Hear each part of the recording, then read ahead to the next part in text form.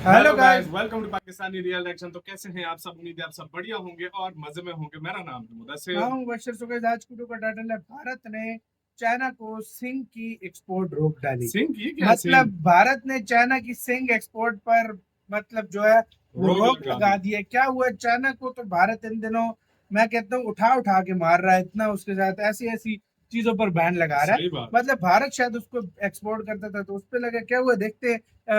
हिंदी वाले शो का वीडियो है तो स्टार्ट। नमस्कार दोस्तों, स्वागत है आपका हिंदी नॉलेज शो में। तो दोस्तों, सिंग यानी कि spectroscopic investigation nebular gas, short form में इसे सिंग कहा जाता है। ये एक ऐसा इक्विपमेंट है जिसने आज की तारीख में चीन का सबसे बड़ा स्पेस प्रोग्राम ठप कर दिया है। इसका कारण ये है कि जो ये सिंग इक्विपमेंट है ये भारत देने वाला था चीन को, लेकिन अब भारत इसका एक्सपोर्ट नहीं कर रहा चीन को। और चीन बार बार भारत के पास आ रहा है, भारत की शरण में, कि प्लीज हमें ये अपना सिंग दे दो, हम इसे स्पेस में लॉन्च कर देंगे तो हमारा स्पेस प्रोग्राम तेजी से शुरू होगा। लेकिन भारत इसका एक्सपोर्ट क्लियरेंस नहीं दे रहा। और इस वीडियो में मैं आपको पूरी बिहाइंड द स्टोरी बताऊंगा कि ये सिंग है क्या, भारत इसे चीन को क्यों देने वाला था और चीन इसका कैसे इस्तेमाल करता, और अब आखिरकार भारत ने ऐन वक्त पर एक्सपोर्ट करने से मना क्यों कर दिया है। लेकिन वीडियो शुरू करने से पहले आपको बता दूं कि ऐसी ही एक्सक्लूसिव जानकारियों के साथ, बिल्कुल नई खबरों के साथ और भी वीडियो आने वाली है, इसीलिए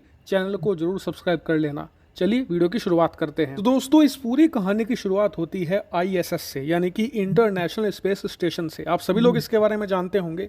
ये अंतरिक्ष में स्थित एक ऐसा स्टेशन है जिसे अमेरिका समेत यूरोप के कई देशों ने मिलकर बनाया है और ये सभी इसे ऑपरेट करते हैं। और इस स्पेस स्टेशन के अंदर तरह तरह के प्रयोग किए जाते हैं, एक्सपेरिमेंट होते हैं और साथ ही कई प्रकार की वैज्ञानिक जानकारी जुटाई जाती है। अब यूरोपियन देशों के इस आईएसएस को टक्कर देने के लिए 2011 में चीन ने ऐलान किया कि ये खुद का एक अलग स्पेस स्टेशन तैयार करेंगे जिसका नाम होगा तियांगोंग स्पेस स्टेशन। 2011 में इसका काम शुरू हुआ और 2021 में इसे ऑपरेशनल कर दिया गया, यानी कि लॉन्च कर दिया गया अंतरिक्ष में। और इस वक्त ये सुचारू रूप से काम कर रहा है। हालांकि जो इंटरनेशनल स्पेस स्टेशन है उसकी टक्कर का ये नहीं है, दोनों के बीच में बहुत अंतर है। आईएसएस करीबन 4 गुना बड़ा है चीन के स्पेस स्टेशन से और साथ ही बहुत ही ज्यादा एडवांस है। इसमें आप ऐसे ऐसे एक्सपेरिमेंट अंजाम दे सकते हो जो कभी भी आप इमेजिन भी नहीं कर सकते चीन के स्पेस स्टेशन के अंदर। लेकिन फिर भी चीन इन कोशिशों में रहता है कि किसी तरीके से जो आईएसएस है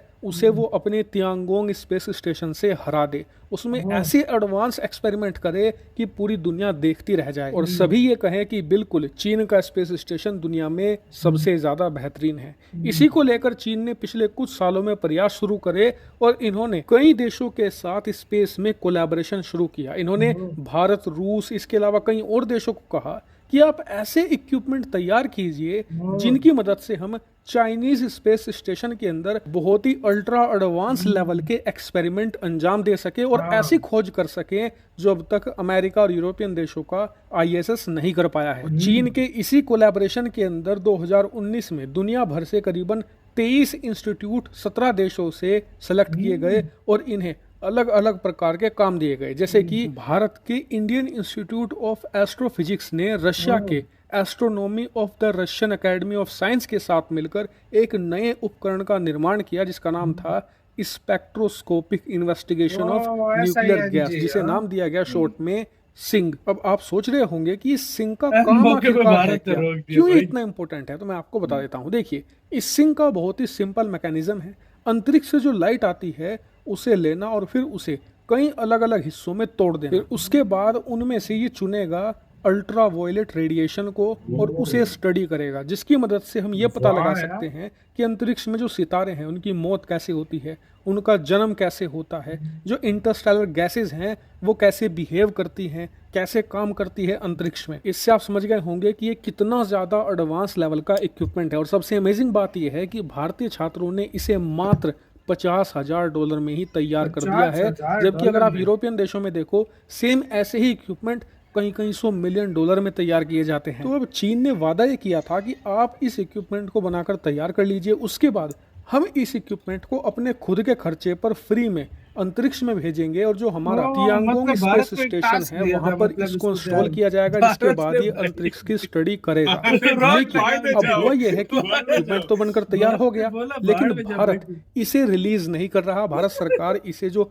एक्सपोर्ट करने की अप्रूवल है उसे जारी नहीं कर रही, जिस वजह से चीन के बाकी जो इक्विपमेंट जाने हैं वो सभी होल्ड पर हैं। और लगातार चीनी सरकार रिक्वेस्ट कर रही है भारत से कि प्लीज आप इस सिंग इक्विपमेंट की जो एक्सपोर्ट यार, अप्रूवल है उसे दे दीजिए, ताकि ये हमारे पास आए और हम बाकी के सभी चीन का इक्विपमेंट क्या के हाल साथ हो इसे गया? अंतरिक्ष में लॉन्च कर सके, वरना हमारा पूरा स्पेस प्रोग्राम इस वक्त ठप पड़ा हुआ है और उसे जल्द से जल्द रिवाइव करने की जरूरत है। लेकिन भारत सरकार की तरफ से कोई भी पॉजिटिव सिग्नल नहीं आया है। क्यों नहीं आया? दरअसल इसका कारण ये है कि जो ये इक्विपमेंट है ये भारत ने अंतरिक्ष की बोला था स्टडी मैं तो तो कर बता सकता है, लेकिन पाऊंगा। एक्सपर्ट बताते हैं कि इसकी मदद से आप धरती की स्टडी भी कर सकते हो, जैसे कि किस इलाके में कैसी टेरेन है, कैसी वहां पर भौगोलिक परिस्थितियां हैं, इन सब की भी स्टडी की जा सकती है। और भारत को यही चिंता है कि चीन का जो स्पेस प्रोग्राम है वो पूरी तरीके से चीन की पीपल लिबरेशन आर्मी से जुड़ा हुआ है। ऐसे में पीएलए को ये सारा डाटा मिल सकता है और भारत कभी भी अपने दुश्मन को उनकी इस हेल्प नहीं प्रकार से करेगा। मजबूत नहीं करना चाहता, और इसीलिए बताया जा रहा है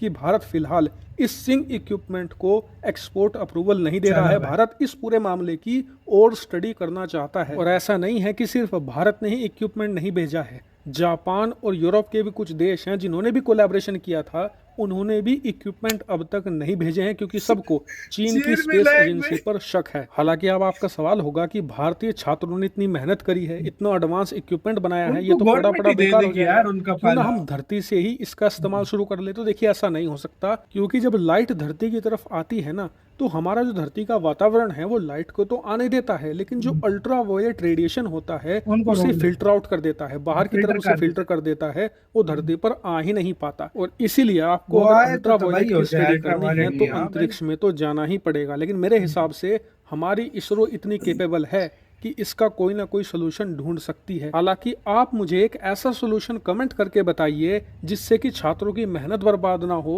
इसी गाइस आप भी प्लीज लाजो बताइएगा यार, चाइना भी लाइक मैं मंदिर का घंटा हूँ, यार मैं मेरे को जाके क्या जाना हूँ, है। मैं क्या हूँ, मुझे कोई भी आके और स्पेशली इंडिया आके मुझे पटक पटक के मारता है। क्यों इतना इंडिया मुझे तंग कर रहा है?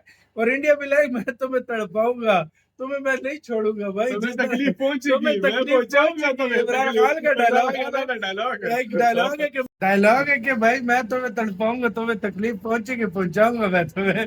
यार मजा आ गया यार।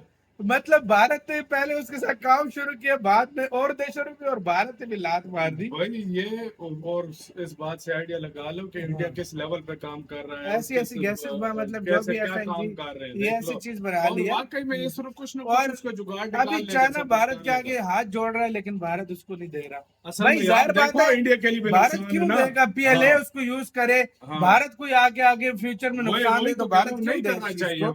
तो ये भी चीजें भी देखनी पड़ती है ना भाई। और यही ऐसी मेरी नहीं हो नजर में सकता। चाइना को हाँ। यही सबक सिखाने के लिए सबसे बेहतर है। 2019 में जब हाँ। माना था भारत, तब वो टाइम जो था आज से वो काफी पुराना टाइम था। उस बिल्कुल, टाइम और हालात भी अच्छे थे। भारत की हाँ। गलवान क्लैश नहीं हुई थी, वो 2020 में हुई थी।